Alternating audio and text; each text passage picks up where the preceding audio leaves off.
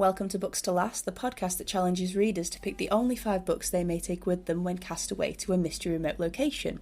As ever, I'm joined by a book-loving guest, and this episode I'm joined by Thomas. Welcome, Thomas. It's so good to have you on the podcast. Thank you for inviting me. I'm very excited. I'm so excited to hear all about your books and list, but for the benefit of any listeners who might not be familiar with you or what you do, can you introduce yourself and talk a bit about you and books and all the things you like to read?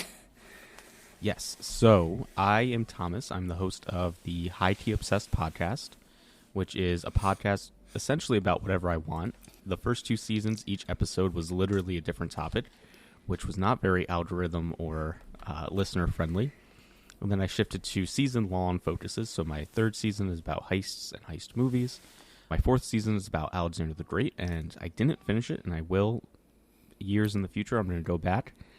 And my next season, which comes out in March and has a co-host joining me, Cassie from Sharkbait's Bookshelf, will be all about women in history.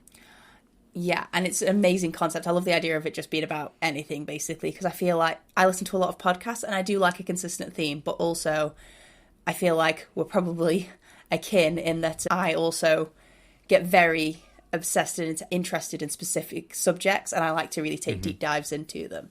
And I've bookmarked the Alexander the Great season to have a good deeper dive into that, because they were mentioned in he was mentioned in the Empire podcast, which is a history podcast I listen to. And yes, interesting figure. But anyway, yes. As well as all of those interests, you enjoy reading. What is the last great book that you read, or what have you been reading recently? So recently, I have been rereading the Percy Jackson series, because the show is out. Yes, I'll get into it, spoiler alert, but it is, I think, my favorite series, Emeritus, has Emeritus status, because I've had to retire it a little bit, but I think the last standalone great book I read was probably Yellowface this summer by R.F. Twain. Yeah. Twain? I'm not quite sure how to pronounce her last name.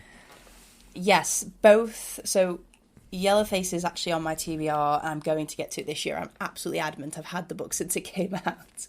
But Percy Jackson, as listeners of this podcast will know, is a dear favourite of mine. I spied your Camp Half-Blood t-shirt when you came on. I was like, we're going to have a good episode. Yes, I listened to a few episodes of Books to Last after you invited me on, and that immediately pretty much bled through. So I was like, I'm going to pander a little bit to the host. And, I have the shirt. I love it, so. We love to say, yeah, Percy Jackson has been really great. I mean, without giving any spoilers away, how have you been feeling about the TV show? Because it was long awaited for fans of the books. Yes. So, first episode, I was locked in. The second episode, I was, not so sure. Fortunately, they dropped back to back, so that was nice. There's some weird, every Disney Plus show is so oddly paced and, not enough. It's so weird. But anyway, overall, I think it's very much the spirit of the books, and that's all that really matters. The kids that they cast are perfect. They are. It's remarkable. Percy and Annabeth especially are Percy and Annabeth. And the last episode, a little rough so far. Episode 6, to be clear. But I love it. It's almost everything I would want. Yes, I'm exactly in the same boat. I think my main issue, especially with pacing it more these days, is because of the way I consume TV shows now versus how I used to when they were released every week and I would tune in, and that was a normal pace for me because I'm so used to just waiting until either the entire season's out and then binge watching it, or coming to a show so late that I can watch the whole thing start to finish. I find keeping up with a weekly release quite difficult, and I think I kind of tapped into that when my husband and I were watching What If, and they released 1 episode a day for a couple of weeks, and I was like, this is a good pace. This is what I'd quite like all of my TV shows to do. But yeah, very much the same with Percy Jackson. It's basically better than anything I could have thought of, especially considering everything that came before it. But yeah, amazing casting, and I'm really looking forward to see how they finish it out. Yes, me as well. Excellent. Well, without further ado, we can get into your list. But as ever, the guest gets to pick which location they're going to be cast away to. Now, you're not forced to go to an island, you're more than welcome to go to an island if you want to. But if you could be cast away to any sort of remote location, even if it's made up, where would you go?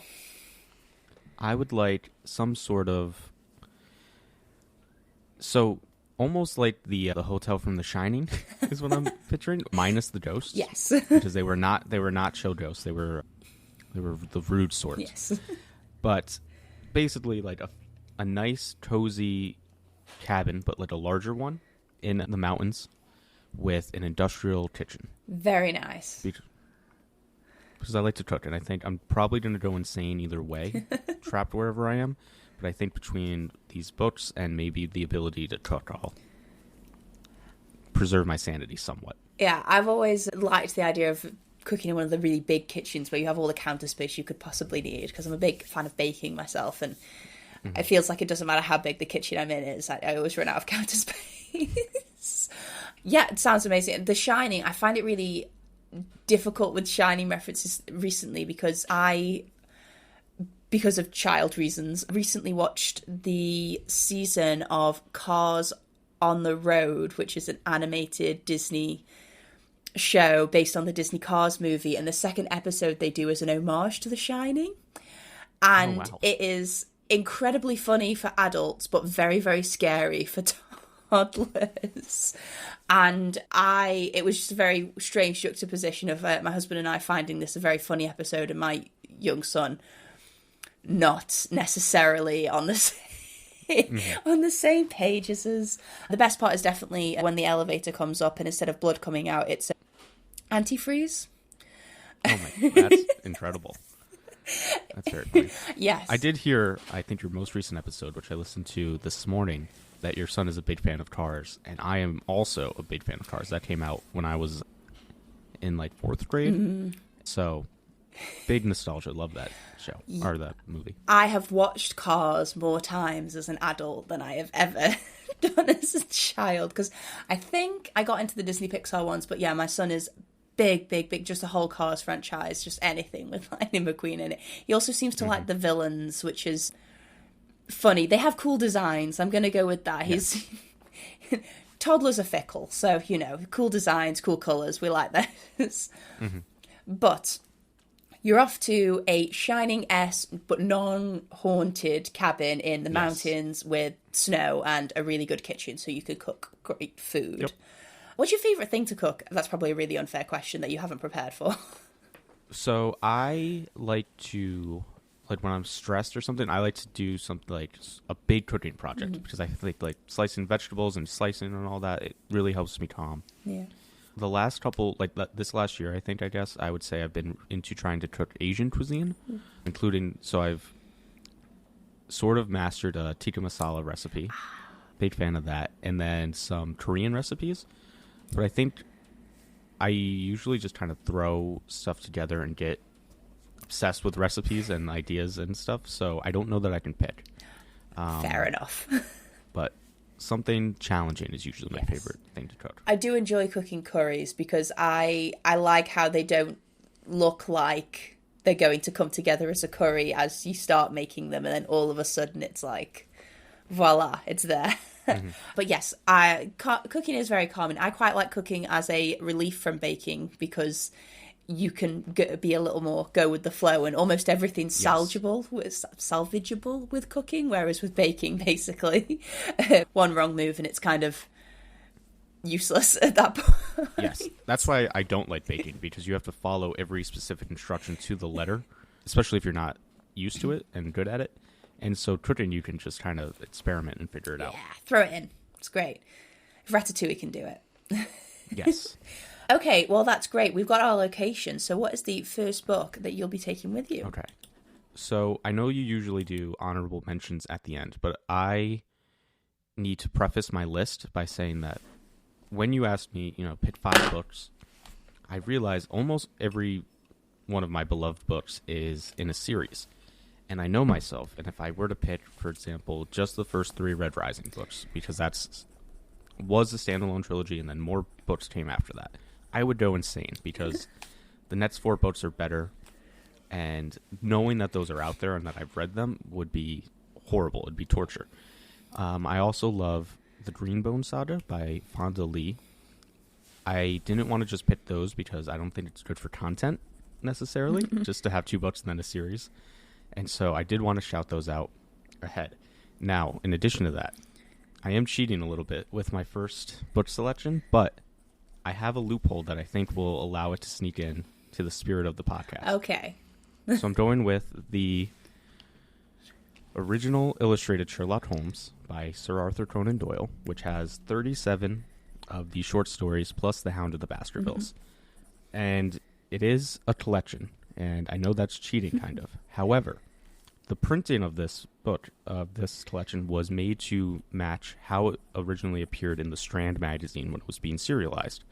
And so it has that kind of like magazine typeface and original illustrations. So I think that could be allowed, Your Honor. Well, I mean, Arthur Conan Doyle, kind of like, I suppose, Dickens in a lot of sense, is obviously a bit of a tricky one because so many of his stories were serialized and therefore their original form is probably, you know, like a tiny square on a newspaper originally. So is a tricky one. That does look like a really cool edition, though, that I have not seen before, and I very much like the way that it's been set out. Say that it's allowed, but... Okay. What would you say is your favourite Sherlock story? Is it The Hound of the Baskervilles? It is. That's so part of that why I would want this one specifically is it has The Hound of the Baskervilles, which is by far my favorite. And I think, you know, I'm not like a Sherlockian or Doylean or however they announce themselves proudly, but I do love Sherlock Holmes. I'm a big fan. And I do think the kind of chalky standard answer is that The Hound of the Baskervilles is his best work. At least of the Sherlock stories, and I do have an edition here. Okay, yes, I do. In case that wasn't allowed, so I could do just The Hound of the Baskervilles, but I think having quite the full, but 37 of the short stories would help me not go insane, and I could pace them out a little bit and keep things fresh. Okay, fair enough. I have not read The Hound of the Baskervilles. I've had a few others of the Sherlock Holmes stories. And I think The Sign of the Four was one of them, and A Study in Scarlet was the other one that I've read. And I do quite like how... So my main thing was, the reason I put off reading them for so long is they're actually... I thought that they would be very difficult to read because of the time they were written and that sort of thing. But they're actually very, very readable, aren't they? Because obviously they're meant for mass consumption. Yes. And that's the one thing I think is the most important thing about basically any Sherlock adaptation. I think it needs to be accessible to most people because that's the point. I think anyone who tries to make it something else is kind of missing the point of Sherlock. What is it? I mean, do you like mysteries in general, or is Sherlock an exception? That's another issue that I ran into trying to pick my list of 5 books, is a lot of the standalone books that I read are kind of like kitschy thrillers, and I love them. I think they're just as legitimate as any other sort of reading you want to do, so I'm not throwing shade at them or people who enjoy them at all. I love these books. However, a lot of them are twist dependent, and so the second time you read it, they're not as effective. And if I'm stuck with these books for the rest of my life, I don't know that I would read them again and again and again. Yeah, they're sort of one and dones, aren't they? They're sort of once you've read them, they're kind of that spark's not there as much. But being a fan of like the mystery genre generally, I mean, Sherlock Holmes is a really great one, and every time they make a new adaptation of it in some way or rewrite it, it happens to be, I don't know, it always surprises me that it's still good, basically. It's even when they're making up new stories set in that world. Like, for instance, I recently started listening to a new podcast series called Sherlock & Co., which is a fictional podcast by an organisation called Goalhanger, but they have basically done it, so it's from the point of view of Dr. John Watson. But Dr. John Watson being a true crime podcaster in the year of sort of 2021, 2022, sort of roundabout. It's set just after the pandemic, I think. But it's very much, he's just moved to London. He's just moved in with Sherlock, and he starts his own true crime podcast, but he has no idea what he's doing, as you would expect from John and all that sort of thing. But it's very, very funny, and I really appreciate what they're doing with it as a sort of narrative tool. But yeah, Sherlock is... I don't know if we've had Sherlock before, but definitely been mentioned before, because, I mean, it's one of those classics, isn't it? Yeah. That podcast sounds really interesting. And I will say, because I think I kind of danced around it, the special thing about Sherlock, I think, is that it's mostly told from Watson's point of view. And just that sort of, like, reverence and awe that a layperson has observing this almost supernatural figure solve these crimes is really... And it's just, it's not the best thing ever, but it's near and dear to my heart, and I love it a lot. Amazing. Yeah, I agree. I think it's great for the reader to have it from John's point of view, but also I think, I don't know, I would do wonder if it would be probably quite a bit less enjoyable written from Sherlock's perspective, mainly because I can't imagine he's a fun mind to see the world out. Right. Just with his many issues. And it's also very funny. Yeah, it is. It's surprisingly funny. That's one of the things I found most surprising when I read them, because, yeah, I think I had this idea that it was going to be written like Dickens, and it was going to be kind of hard work, and it wasn't going to be funny, because, I mean, I don't think Dickens is funny. I think he's many things, but he's funny isn't one of them, and easy to read also isn't one of them. But yeah, but Arthur Conan Doyle definitely doesn't suffer from that. So yes, I think we may be able to permit it, maybe if you disguised the copy as a secret book. But that is the first pick. You've got a bit of a classic in there. What is the second book you'll be taking with you? The second book I would take with me is called Braiding Sweetgrass, Indigenous Wisdom, Scientific Knowledge, and the Teachings of Plants by Robin Wall Kimmerer. So this is a nonfiction book, and it's sort of about the role of indigenous knowledge as an alternative or complement to Western understanding of the environment and conservation and humans interacting with their natural environment. And it's one of the most impactful books I've ever read. It's one of those books that, like, if you talk to people, especially people who work in conservation, it always comes up. They'll always be like, I had this book I always lend out, and I had to buy another copy of it because my friend stole it. And every time I've had a conversation like that with someone who's into conservation, it's about this book.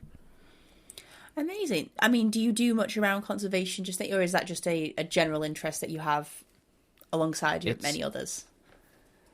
So I've recently started volunteering with a local conservation group in my county that I live in.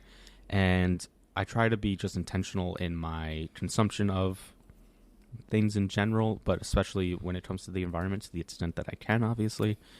And then my whole life I've loved animals and the environment and stuff. Like, I grew up obsessed with The Crocodile Hunter, Steve Irwin.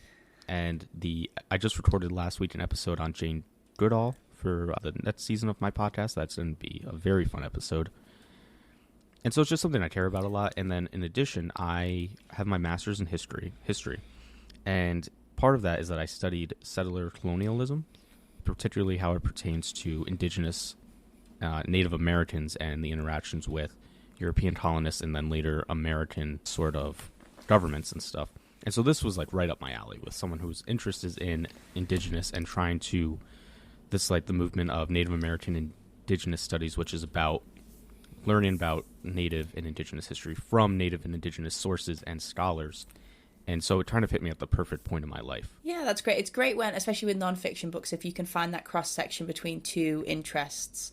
And I always think it's quite surprising how conservation and things around sustainability and nature, even topics that you think should be completely remote from them and shouldn't necessarily interact with them. I mean, conservation and sustainability especially, people kind of, separate it from history a little bit, but as part of my role, because I work in the built environment, we have to know a lot about sustainability from just a construction building perspective and how buildings interact with the environment. But a big part of my degree was studying sustainability and like the history of sustainability and how long that history is and all the different threads, because sustainability is quite a new term. It's something that started as many different topics and many different threads and then eventually got all wrapped up eventually got all wrapped up into one overarching thing, which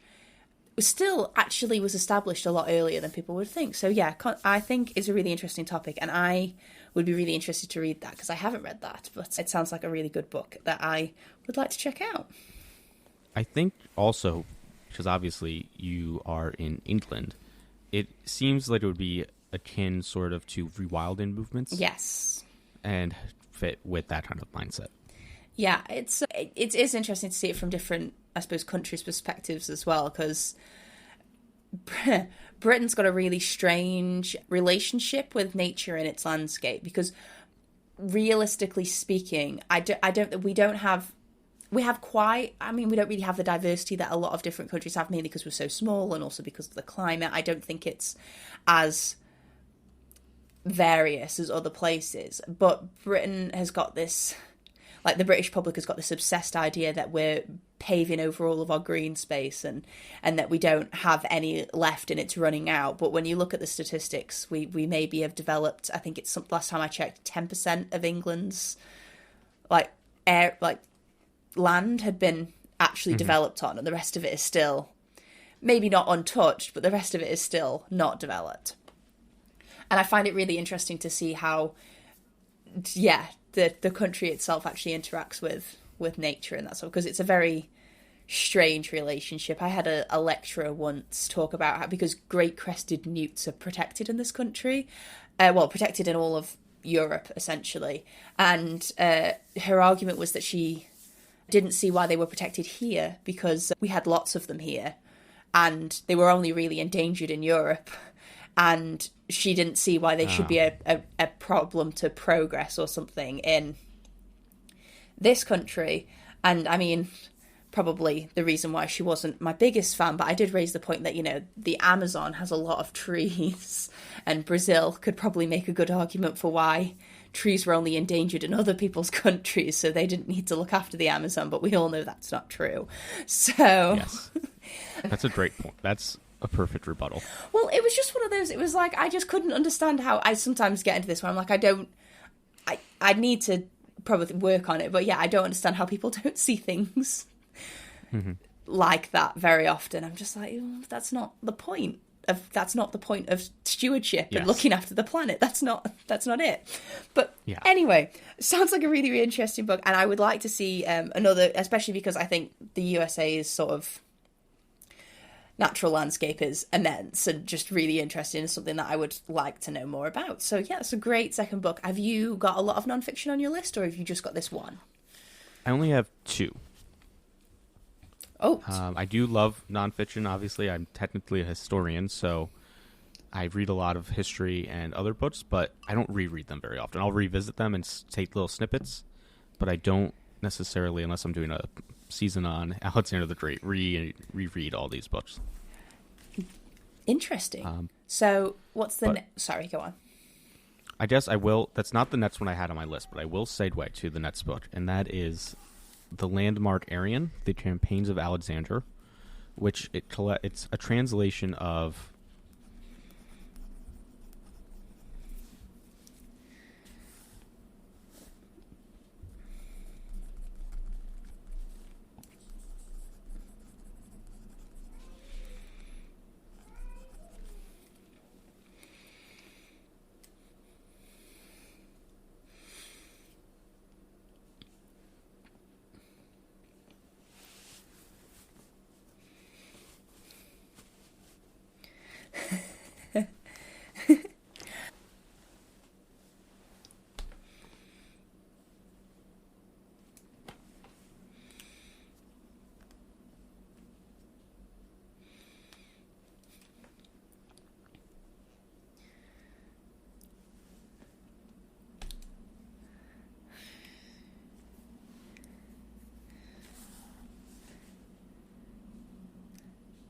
Aw.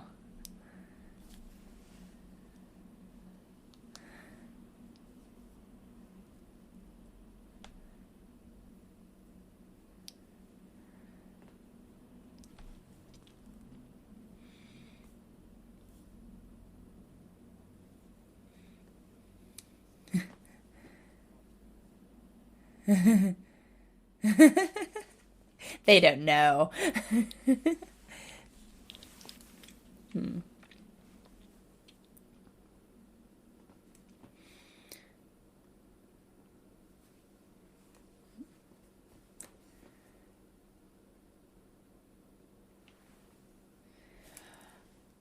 See, so I'd be really interested to read that, because I mentioned that I'd sort of come across Alexander the Great recently, and basically the Empire podcast, each season they talk about a different empire or empire adjacent subject. So the first one they did was the British occupation of India, because the two hosts, one is a man of British descent who was born in India, and there was a woman of Indian descent who was born in Britain, so they were bringing sort of their unique perspective on it. But they've since done like the history of slavery, the Russian Empire, and gosh, I think a few other that's the Ottoman Empire was another one, but the most recent season is on the Persian Empire.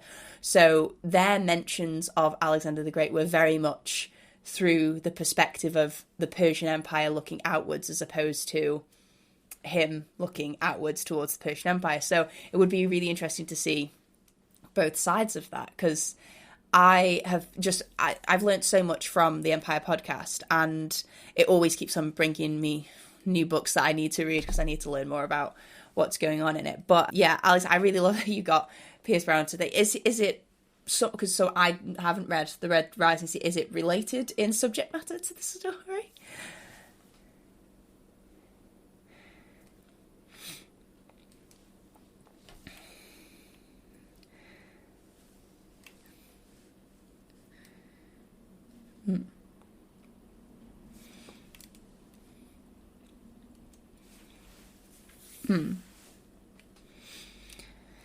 Yeah.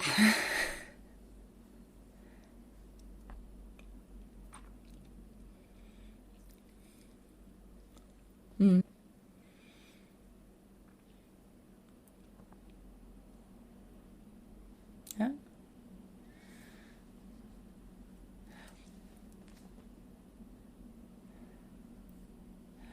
That.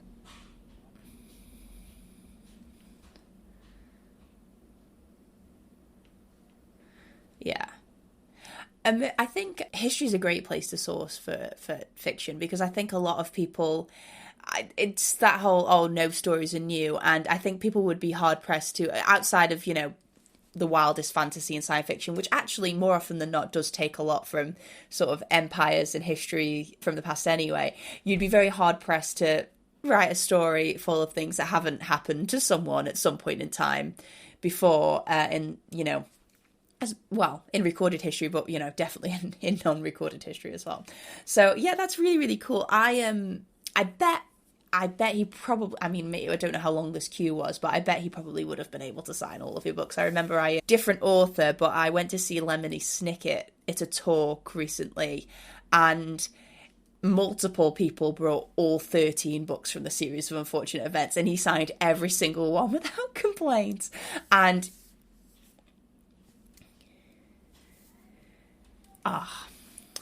spoil sports. Yeah, this was at a book festival, so there wasn't really anyone monitoring it. They were very much leaving it up to the author, but I was really impressed with him, because I was at the back of that queue and I waited for probably about an hour and a half, and he was just as energetic and chipper and friendly with everyone at the back of the queue as he was at the front, and he gave everyone the same amount of time. So yeah, big props to authors that have long signing lists, because I couldn't do it. I struggle with writing for, I think, more than sort of freehand writing for more than 30 minutes a time, I think, before I start getting hand cramps and have to go take a break. Well, that Landmark series sounds really interesting as well, because I've not heard of that, but I would really like to check, because I do like history and I like history books, but some of them can be quite dense and heavy, especially if you're dealing with original texts.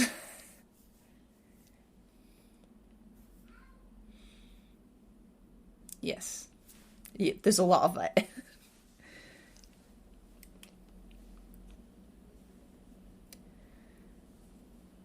Ah.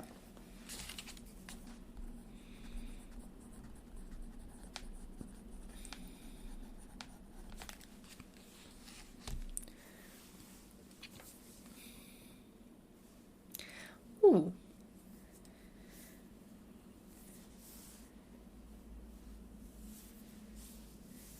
Yeah. I think most people bring, I don't know, I think everyone brings their own perspective on things, but yeah,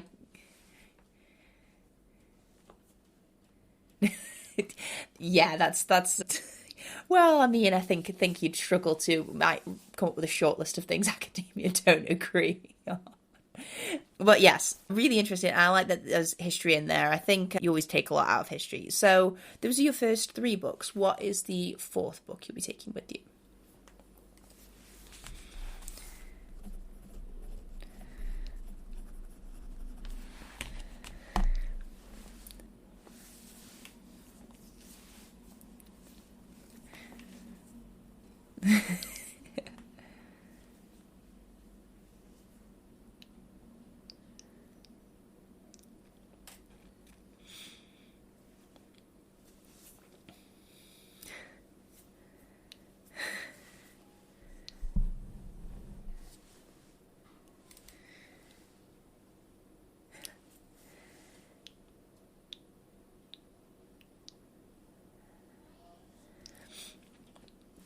So I'm going to be in so much trouble with some previous guests of the podcast who listen to this because it has been chosen before and I've still not read it.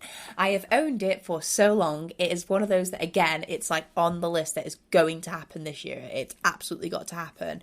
Mainly because I also want to watch the TV show, but I refuse to watch the TV show until I've read the book. I have read a bit more Terry Pratchett recently because I hadn't really started with it. I've read The Colour of Magic and then I read Hogfather this Christmas. And have I read any others? No, but I've been bought Witches Abroad as well. So I've been bought Witches Abroad and I've got Good Omens. Good Omens is probably what I'm going to do next. Do you read a lot of Terry Pratchett and Discworld, or is Good Omens kind of an exception?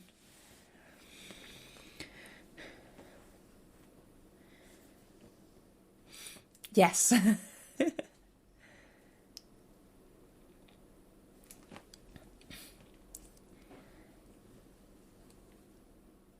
So you don't have to read them in order, at least, which is a good thing.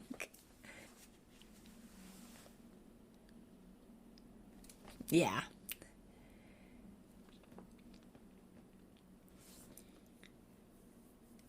Mm.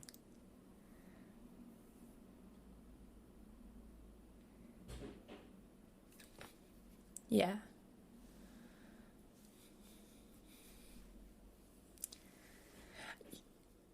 Yeah, the one thing I've heard from most people who pick this book and love this book is that the marrying of Neil Gaiman's style and Terry Pratchett's style is really seamless and excellent. It really complements each other, which is something knowing Neil Gaiman's work and knowing Terry Pratchett's work, I can see that, but I would love to see what it looks like. So I definitely am going to get round to it very, very shortly. And yeah, Terry Pratchett's humour, I would say it's very, very quintessentially British. I would say he's one of those authors that really perfects British humour on the page in its sort of dry wit and sort of very almost facetious, execution of what it is saying. I mean, another example, similar but in a different genre, is Douglas Adams, who is very much more sci-fi, but I think the two of them are incredibly similar in their sense of humour and the way they write, and I completely agree.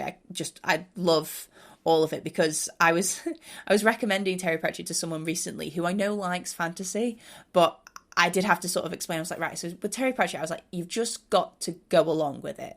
Whatever he says, you just believe it. It's just like, you don't need to question it. You don't need to figure out why it's like that or come up with whether that would work. It's like, just, he said it, it works, go with it.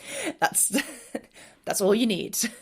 But yeah, Terry Pratchett is a great one, and then Good Omens I know is yeah. God, I was determined that I was going to have read it the next time someone brought it up to me.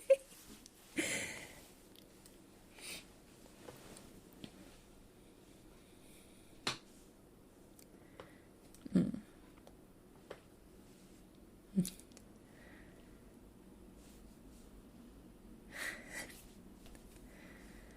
Yes, I'm hope. Yeah, I got through the Hogfather fairly quickly, which is a really fun one. I'm gonna read some more of the Death books from Discworld. I've decided I'm probably not gonna read all the Discworld books, but I'm gonna try and read all the ones that have the characters that I really like.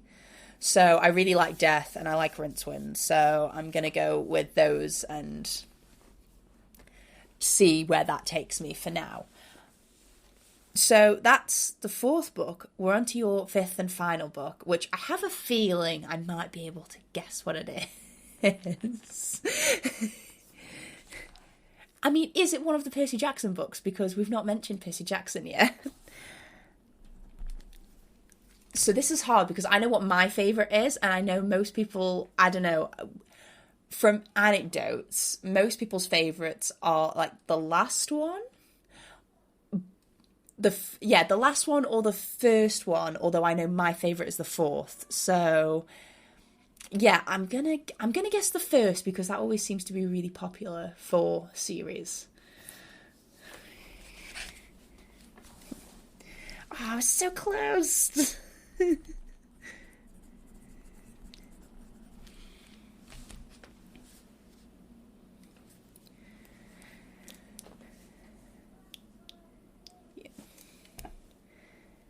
Yes.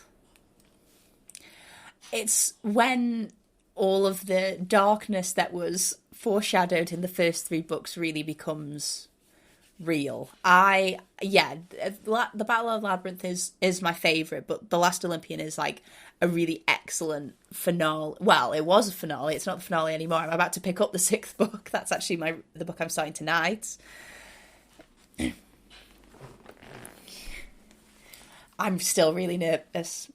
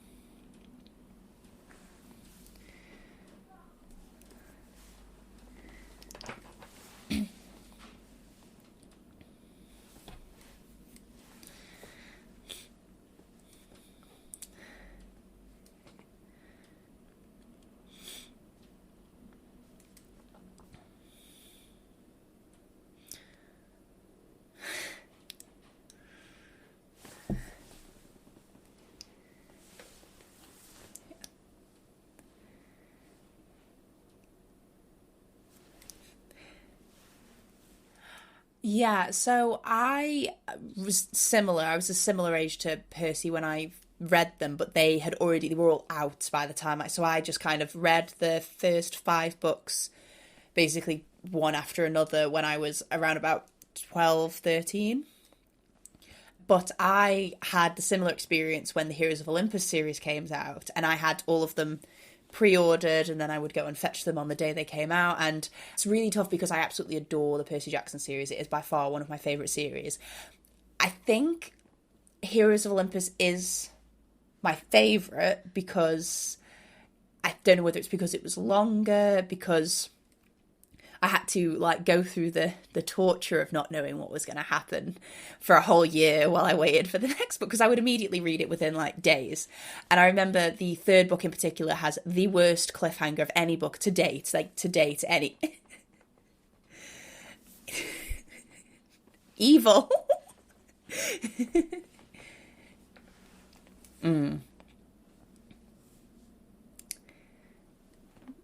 Yes.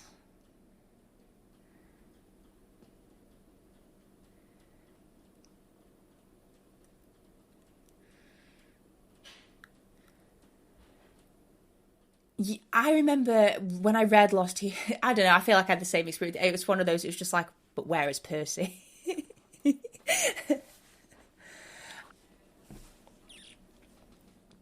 Yeah, we know who it is. We know who this is. But yeah, I was actually speaking to my best friend, and we very much bonded over these books. And she really dislikes Son of Neptune because she felt like she waited all that time to get Percy back, and then she had to spend an entire book with him interacting with people who weren't Annabeth and Grove. And she, no, but he had big things to do. He had big stuff going on, his own job. But yeah, the third book, I have such a memory of the cliffhanger of that book and not knowing what happened, and then having to wait literally an entire year for it to come out. And then also my best friend going on holiday, because she used to read more when she was on holiday. She took it away with her on holiday, and she finished it like next to the pool while she was away. And I remember just when she told me she was taking it, and obviously I couldn't tell her what had happened, I was like, I feel like I'm being a really bad friend, but I can't tell her what a bad choice this is. Don't take this on holiday with you. Yes. But Percy Jackson, the 5-book series, I do think they work. The Last Olympian is also a great choice because it's got a great ending. Which is why I'm so nervous to go into Chalice of the Gods. Because, yeah.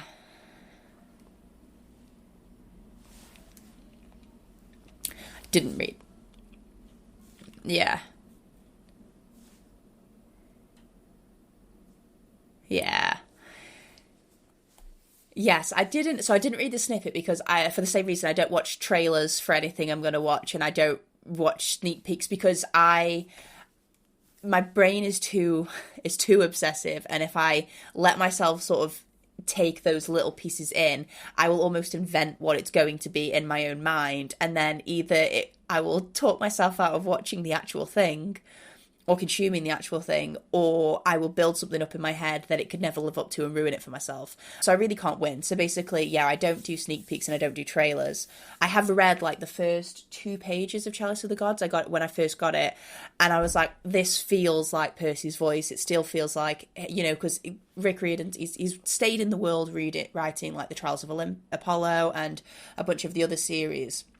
So I know he's kept his like pens sharp. But I was very much like, he hasn't written just a Percy book in a really long time. And I was like, it's one of those, it's been difficult, but I'm going to take the plunge and I'm going to read it tonight, and I'm sure I'm going to love it. And I have pre-ordered the next one. I'm hoping I'm going to read them regardless. I think even if I don't like it, I'm going to end up reading them. It's kind of pointless fighting it, but I'm hoping they just, it's difficult because when you read stuff with nostalgia as a child, it's always hard to recapture that, I think.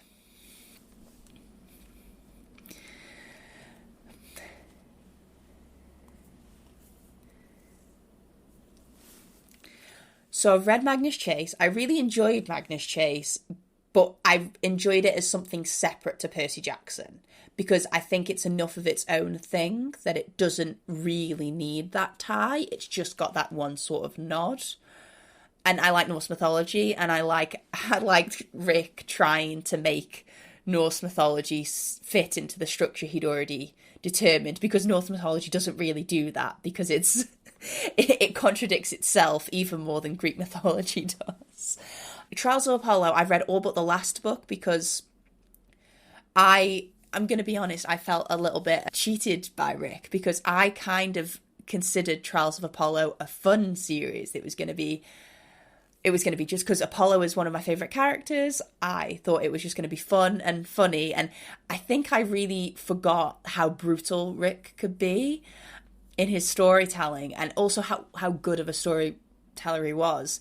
So every time I read a new installment, and it just felt like I was being, I don't know, I just was like, no, we'd left this world, we'd left like Percy Jackson and Heroes of Olympus, and they all got the happily ever after, and then that was, it's like, and we're supposed to be doing this with new characters. I was like, why are you taking away this happily ever after you gave them? And yeah, every time each one of them has upset me so much that it's taken me a really long time to get to the next one, even though I've wanted to know what's happened.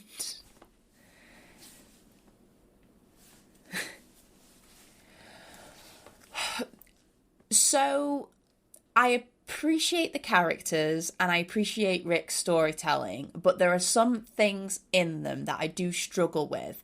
And whilst Percy Jackson is a product of its time, I still think it ages very, very well.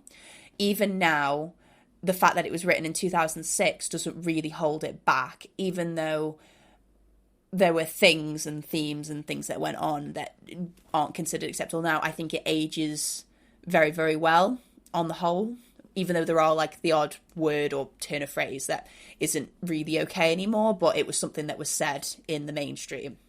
Then Trials of Apollo doesn't really have that excuse, because Trials of Apollo has been written very contemporaneously. It's quite a new series, and I would like to read interviews after I've finished it of what Rick's aims were with the story, because in particular, what stands out to me is Apollo's sort of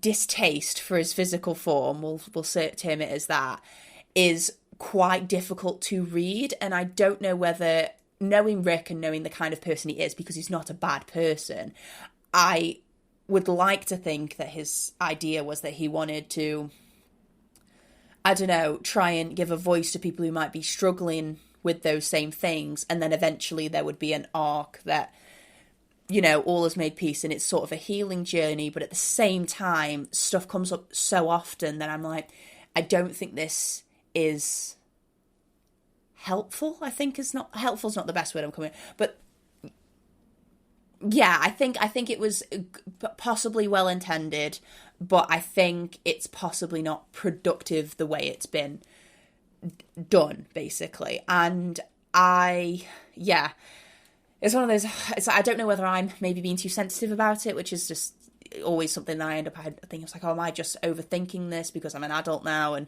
maybe kids wouldn't do that? But I don't know. I'd be interested to see. I listen to a lot of Percy Jackson podcasts where they read along to it, so when they reach the Trials of Apollo series, I'd be interested to see what they think. But I don't think it's as good.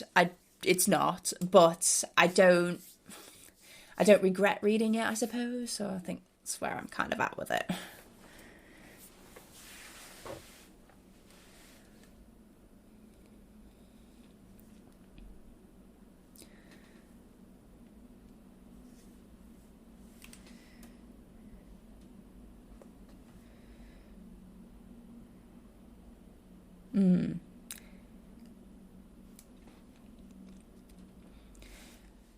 Yeah. I think very much the readers who started with Percy Jackson and the Olympians and then graduated into Heroes of Olympus and then gets to the end of it, they all grew up with the books. And then I think, like you say, Rick reverted back to his middle grade roots and style of writing because, yeah, ultimately he is a middle grade writer. So I think he was maybe redirecting it at the new generation of middle grade readers, which obviously is not us. And yeah, I do get what you mean. I like that he has at least had the self-awareness to think there's a lot of mythologies in the world, but I am not the right person to write about them. And he's instead given those voices over to writers who can give an own voice's perspective, because there are a lot of authors who are as successful or maybe even more successful than Rick Riordan who do not have the self-awareness to think this story isn't my story to tell. So I appreciate that.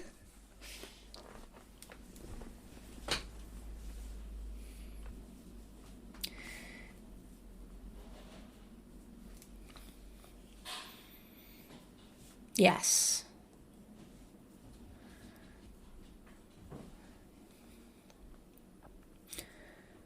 Yeah, but that is, God, I feel like we could have a podcast just on Percy Jackson. So just very quickly, what were the 5 books that you've picked? Because I'm sure people will want to be checking them out, especially some of the ones they might not have heard of.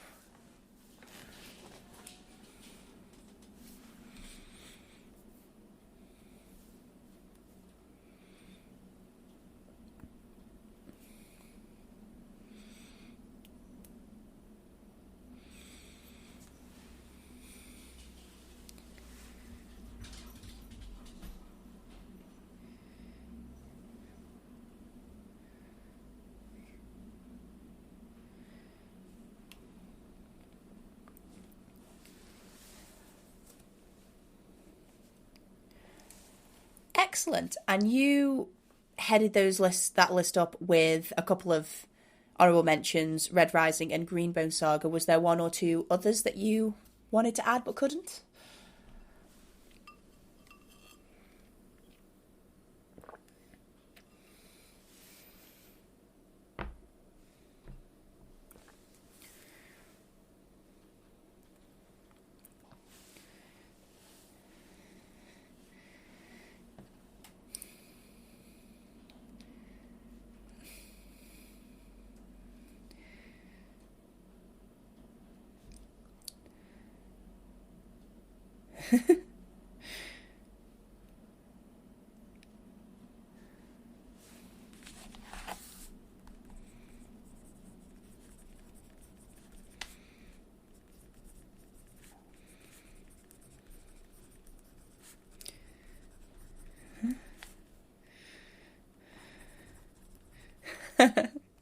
That'd be an interesting mashup.